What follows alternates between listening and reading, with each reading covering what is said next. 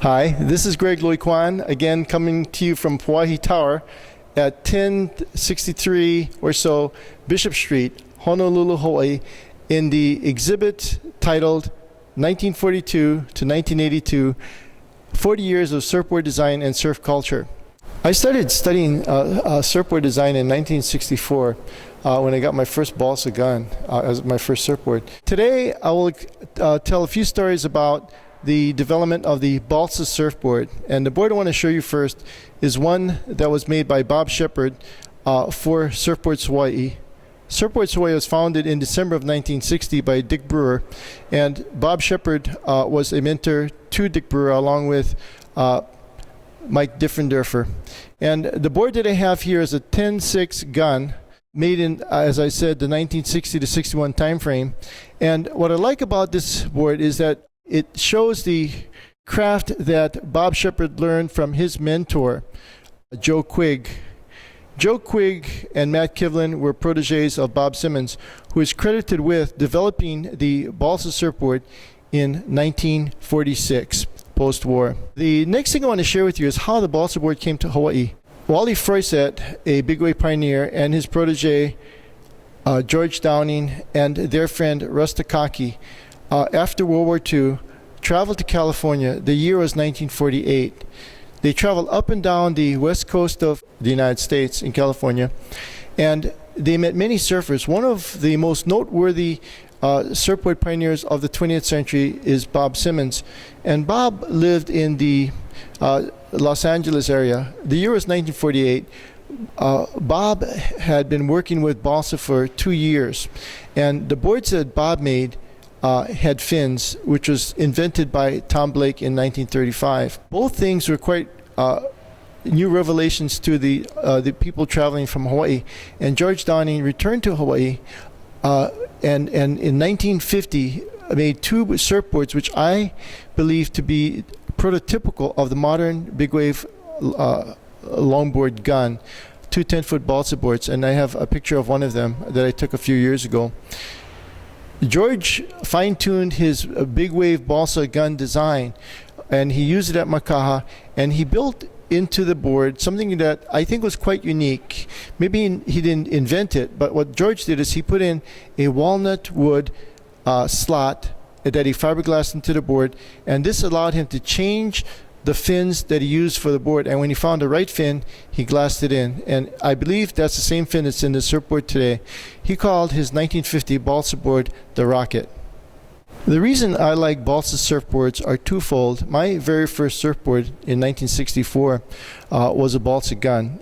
It rode terribly, but it showed me how important coordination and design was to surfboards. This particular board was made in 1960 and 1961 by Bob Shepard for the Dick Brewer Company, Surfboards Hawaii, and it's signed at the bottom by Bob Shepard in green ink. The board is 100% original, never restored. There are a few repairs on it, but it's the original board.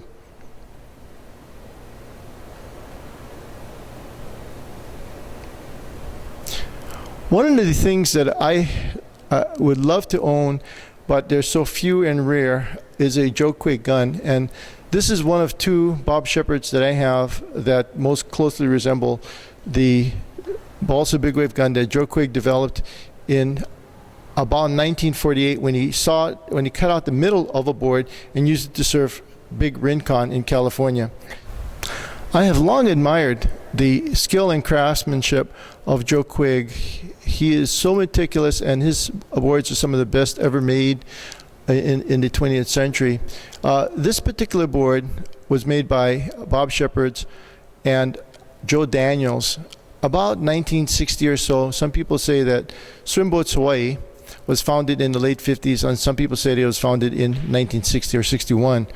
When I first saw this particular board, my friend Dave Bankwell had it, and it was not sure what it was. It was not clear what it was because it was totally pigmented red. I could tell from the pictures that Dave had that much of the tail was rotten from exposure to water.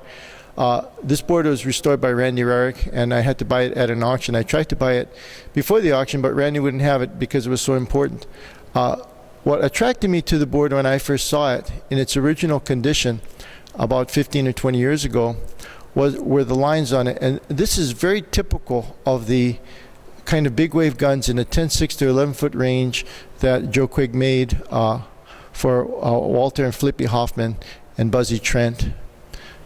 Buzzy Trent, Wally Froissart, Walter Hoffman, and George Downing pioneered big wave surfing at Big Makaha in the early 1950s, and they were said to have broken the 20-foot barrier at that time in the early 1950s.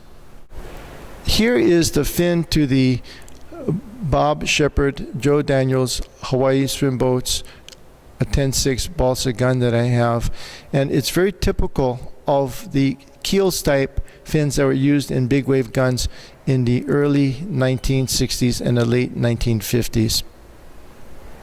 This is a 10-4 Mike Different inter-island gun, and the reason I want to show you this board at this point is that the fin on this 1961 inter-island semi-gun by Mike Different has the same dimensions and a similar configuration to the Bob Shepard Swimboats Hawaii gun that I showed you earlier.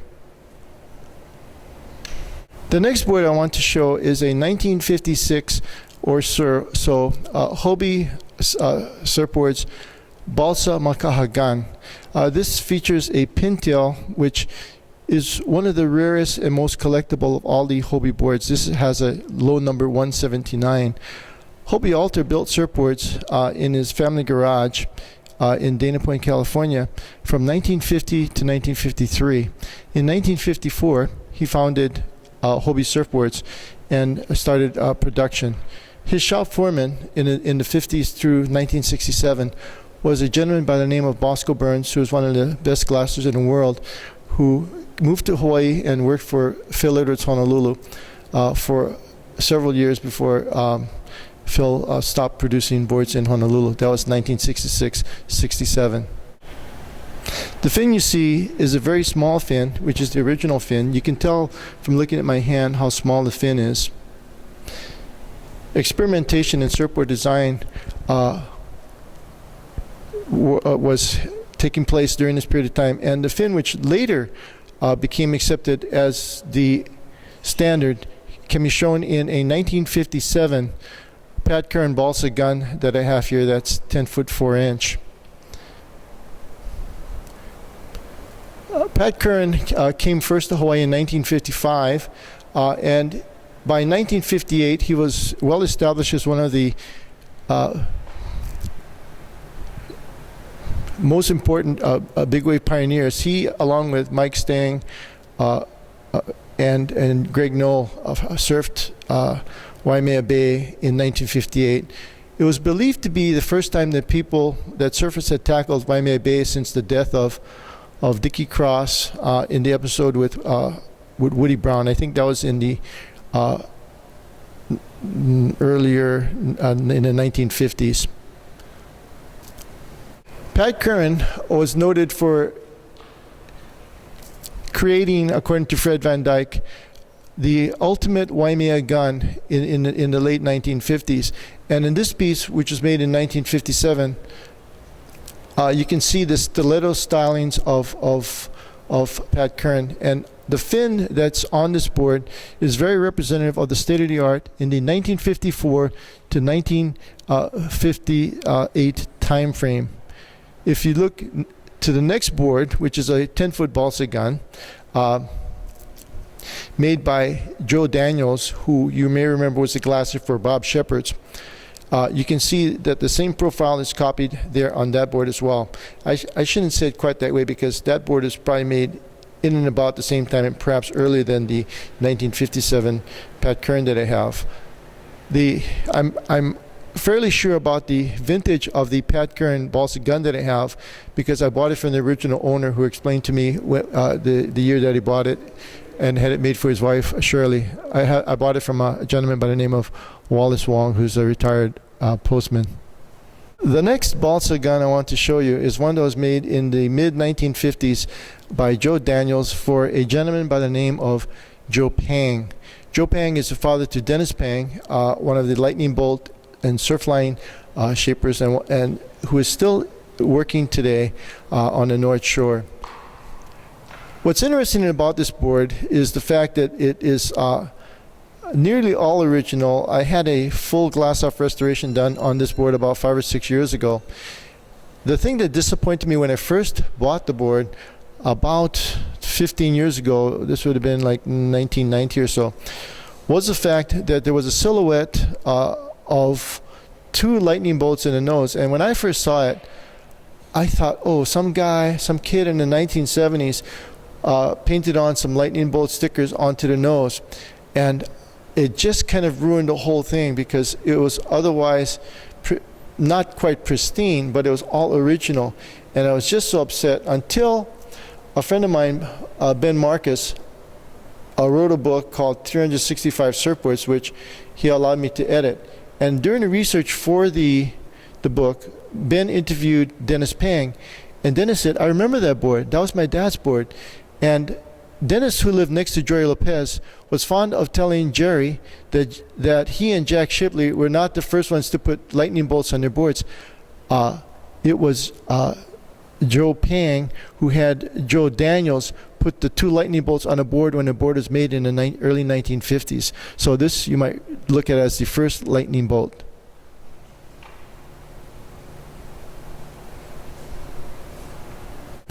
My very first surfboard was a balsa gun, and it had the same proportions as this 12-foot balsa gun that I'm going to show you next. What I want to show you are the beautiful streamlined template of the board, and the proportions where the wide point is slightly towards the nose from the center of the board. What's a little bit unusual about this board, which was made in the mid-1950s, is the fact that the board is chambered. It's hollow and it weighs no more than about 25 pounds, even though it's 12 feet long. An unchambered balsa board of this length would weigh about 45 to 50 pounds or so. The next board I'm going to show you is a 1940s Surf King hollow surfboard. The Surf King hollow surfboard is made in the state of Washington, and it was founded sometime in the late 1930s or early 1940s. In 1931, Tom Blake invented the hollow surfboard, and by 1935 it was a state-of-the-art in all of the surfing world, in Hawaii, Australia, and in California. This is a 12-foot example of the Tom Blake style of hollow surfboard. The hollow surfboard and its companion, the solid plank surfboard, were the surfboards that were in use extensively prior to the introduction of balsa in the 1940s by Bob Simmons and his proteges, Matt Kivlin and Joe Quigg. Other shapers in California use balsa extensively, and this would have included Dale Velzy and Hap Jacobs. They had a company together called Jacobs and Velzy, Velzy and Jacobs, and later on they formed their own companies. One of my favorite balsa boards was made in the mid-1970s by Larry Strada, who collaborated with the legendary Mike Diffenderfer. Mike and Larry lived on Kauai and made guns especially for one of the world's fastest waves, Hanalei Bay. And this is an 8-foot version of the Larry Strada balsa Hanalei gun. It has been reglassed at least once, and this board not only surfed on Kauai, but it made its way all around the world. My cousin Francis Kealoha surfed this board at Jeffreys Bay in South Africa in the mid-1970s, and he traveled with Dane Kealoha and other Hawaiian pro surfers. What I really like about this particular board, besides its foil and thickness flow, is its fin. It's classic mid-70s speed fin, totally state-of-the-art for that era. I see myself as a caretaker for surfing history and the evolution of surfboard design. Thank you for spending the time this afternoon with me while I showed you my balsa boards. Hope you had a great time.